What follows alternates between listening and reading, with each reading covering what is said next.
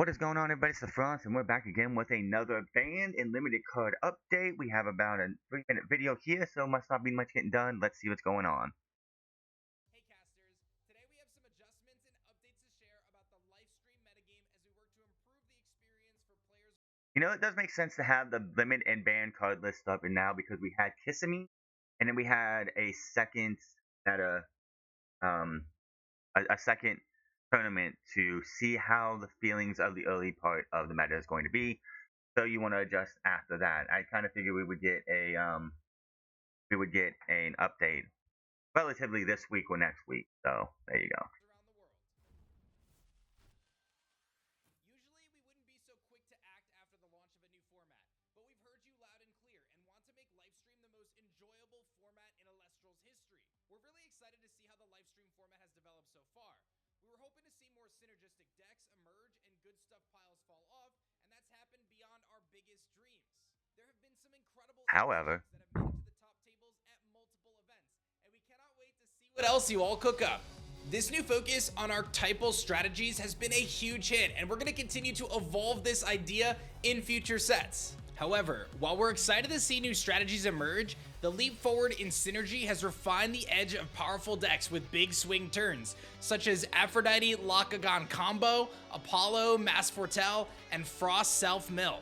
Even with barely 2 weeks of tournament play, we've seen precise fine-tuning that has led casters toward higher usage of cards that lock down games and swing board states beyond what we're comfortable with. I watched that happen live. I was streaming this on Twitch and just watching.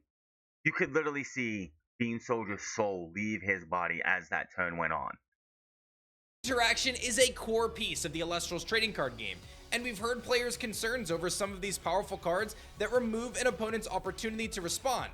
With this, we'll be implementing a few new bans that will be effective from October 24th. To start, we will be banning Rise from the Ashes. Thank you. This card has been a powerhouse at 3 copies in the past. However, since it's limited to 1, it's still capable of creating a boom or bust scenario.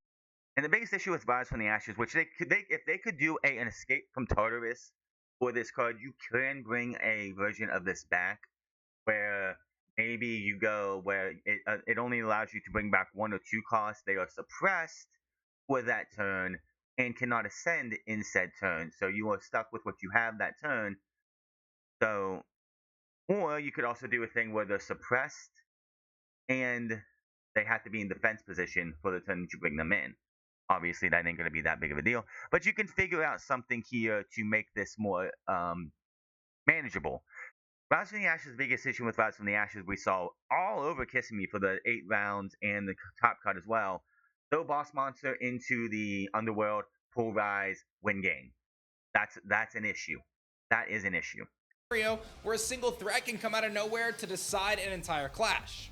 Next up on the list is the Whirling Destruction rune, Hurricane. Hurricane has been a frustrating card for players. I'm surprised. I don't know. We didn't see Hurricane that much. I'm really surprised that this is getting banned. One of doesn't seem that bad. In my opinion, it seemed like a lot of one. This would have been a sideboarder because of the three different elements you need, and not too many people are gonna run wind, water, and thunder in one deck. And at 1 copy, it can be considered even more challenging, as most players will include it in every one of their main decks. With more dynamic runes and new powerful Elestrals to engage with opposing counter runes, we believe the best move forward is to ban Hurricane.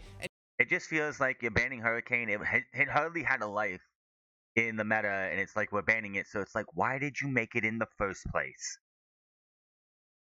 And give players back the power to control their rune row.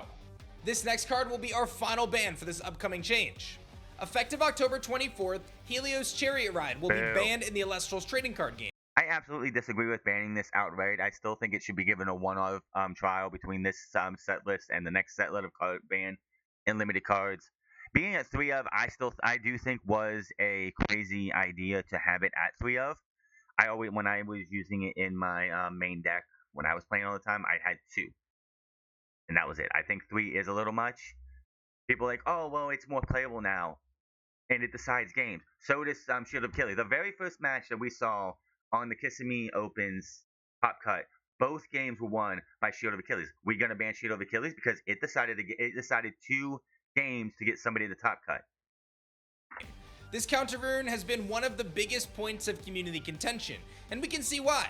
This card disables too many components in the Elestrals TCG, ultimately minimizing player interactions. The only way I could see bringing back a form of Helios Chariot Ride if you were to errata it is that it would prevent you from playing face down runes for the turn, and but you can still play invoke runes. So you can't have any dummy cards down and expect to use them, and that's how we do that. Or you would only be allowed to use face down ruins for the entire turn, and you wouldn't be allowed to use one in your hand. One of those ways would probably be the only way you could probably do a copy of Helios Chariot Ride if they did escape for ruins, which I don't think they're going to. It's one thing to see a significant threat and then find ways to deal with it, but it becomes a big challenge for players to see a big threat that you cannot act upon at all. By banning these 3 cards, we hope the upcoming livestream format and events will bring a better experience for our players.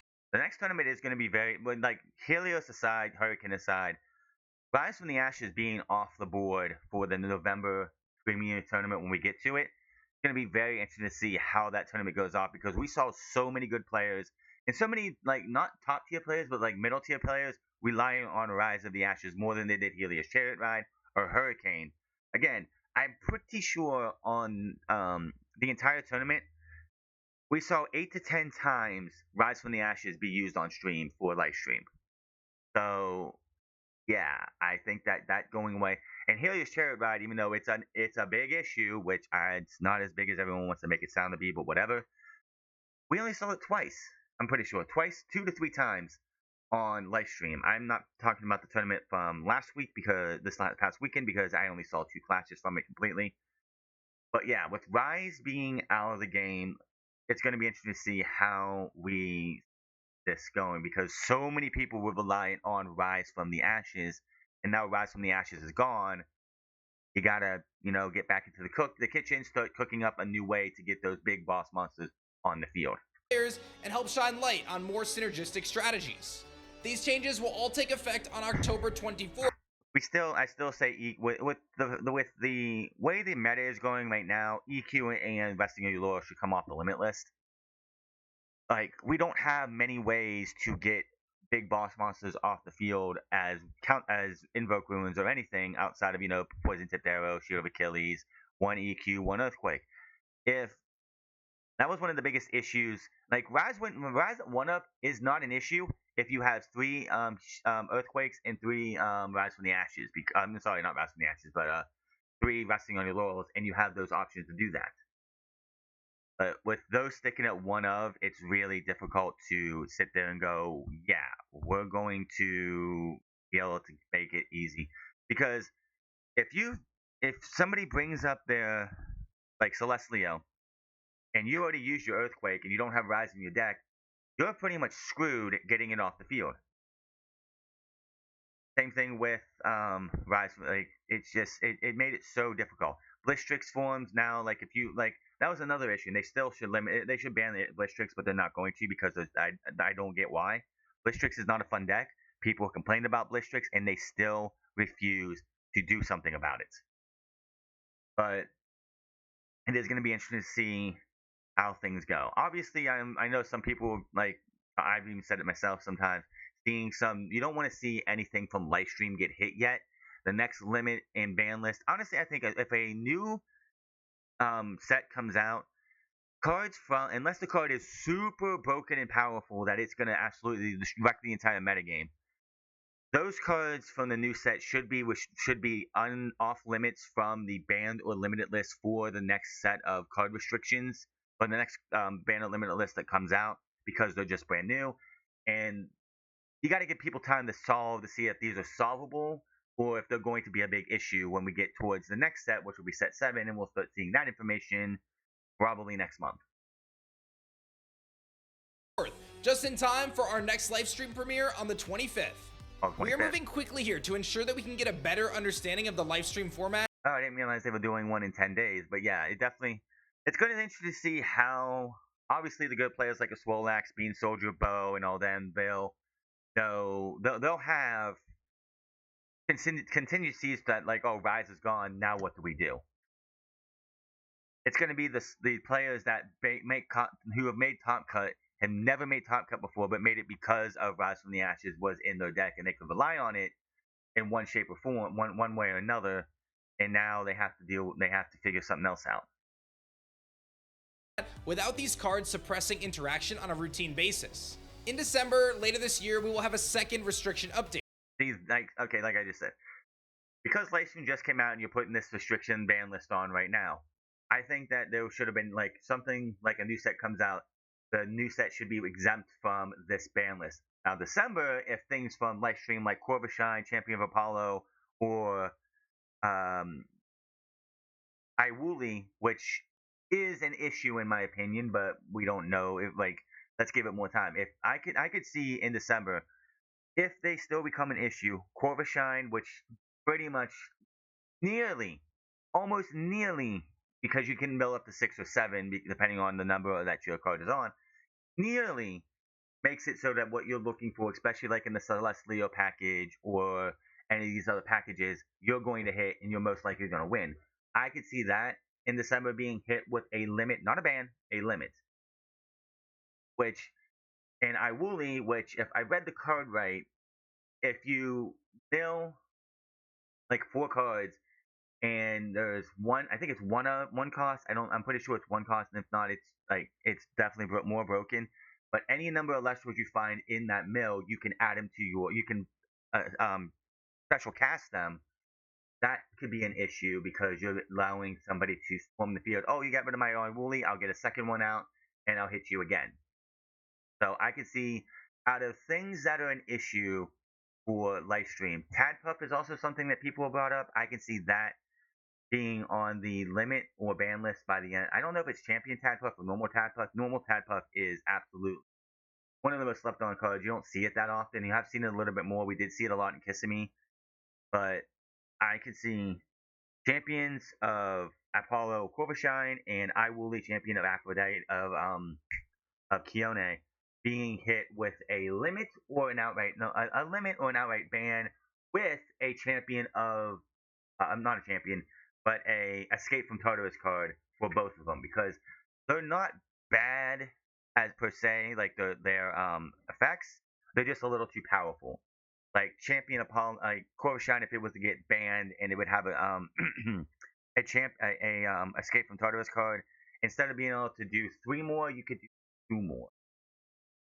Just or something like that. Or and like Iwuli, instead of being able any number, it should just be one of. Like you find one Celestial and then you put any like one Celestial, not any number, one Celestial on the field, something like that. We'll have to wait and see. But December's ban list will be interesting. We'll have 2 more months in this meta, at least 3 to 4 more. Probably 3. If they do 2 in November and 1 in December before this ban list, that'll give us 4 more chances to see where this meta is at and what people are looking at without Rise, without Chariot, and without Hurricane in the format. But anything else he has to say?